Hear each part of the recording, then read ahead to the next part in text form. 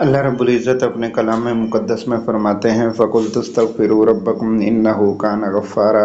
तुम इस्तग़फ़ार की कसरत करो, मैं तुम्हारे गुनाहों को माफ़ फरमा दूंगा। फरमाया कि इस्तग़फ़ार की कसरत की वजह से सिर्फ़ तुम्हारे गुनाहों को नहीं माफ़ फरमाऊँगा, बल्कि मेरा तुमसे वादा है कि मैं तुम्हारे माल और औलाद के अंदर भी बरकतें अता फरमा दूंगा। इस्तग़फ़ार की कसरत की वजह से सिर्फ़ अल्लाह रब्बुल इज़्ज़त ने ये वादे नहीं फरमाए, बल्कि फरमाया कि कसरत इस्तग़फ़ार की वजह से मेरा तुमसे वादा है कि मैं तुम्हें जन्नत में भी दाखिल कर दूंगा।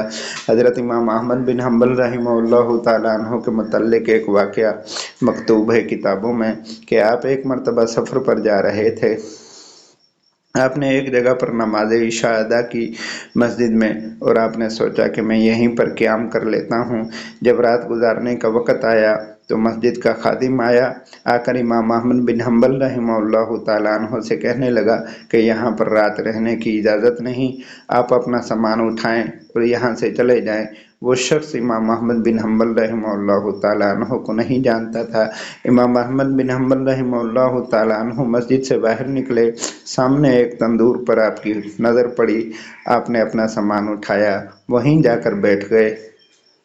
तंदूर वाले को आपने देखा कि वो जब भी रोटी बड़ी करता है तो कहता है अस्तगफिरुल्लाह, वो रोटी तंदूर पर लगाता है तो कहता है अस्तगफिरुल्लाह, वो रोटी निकालता है तो कहता है अस्तगफिरुल्लाह, वो रोटी उठाकर घाघों को देता है तो कहता है अस्तगफिरुल्लाह, वो पेमेंट लेता है तो कहता है अस्तगफिरुल्लाह। इमाम अहमद बिन हम्बल रहमहुल्लाह ताला अन्हु ने उससे पूछा कि भाई आप ये इस कदर कसरत के साथ इस्तग़फ़ार क्यों पढ़ते हो, क्या कुछ फ़ायदा भी हुआ है?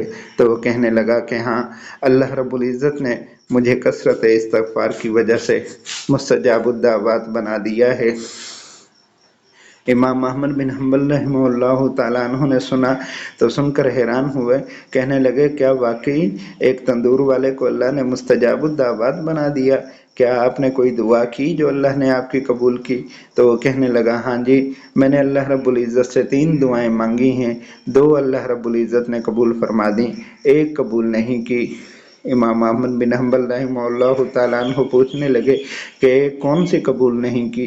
तो कहने लगा कि मैं कसरत काम की वजह से यहाँ पर मसरूफ़ होता हूँ। मैंने सुना है कि अहमद बिन हम्बल अल्लाह का एक नेक बंदा है, अल्लाह की विरासत तकसीम नबी अकरम सल्लल्लाहु अलैहि वसल्लम की विरासत तकसीम करता है। मैंने अल्लाह से दुआ की कि या अल्लाह इमाम अहमद बिन हम्बल रहमहुल्लाह ताला अन्हु को मेरे पास भेज दे ताकि मैं उसकी ज़ियारत से शर्फ़याब हो सकूँ। मेरी सिर्फ ये एक दुआ कबूल नहीं हुई, बाकी 2 दुआएं अल्लाह रब्बुल इज़्ज़त ने कबूल कर दी हैं। इमाम अहमद बिन हम्बल रहमहुल्लाह ताला अन्हु खड़े हुए, उसे गले लगाया, उसका माथा चूमा और कहा कि मुबारक हो, अल्लाह रब्बुल इज़्ज़त ने तेरी ये दुआ भी कबूल कर दी है। मैं ही अहमद बिन हम्बल हूँ, अल्लाह ने तेरी इस दुआ की कबूलियत की वजह से अहमद को तेरे सामने ला खड़ा किया है। मुबारक हो तुझे, तेरी ये दुआ भी कबूल हुई।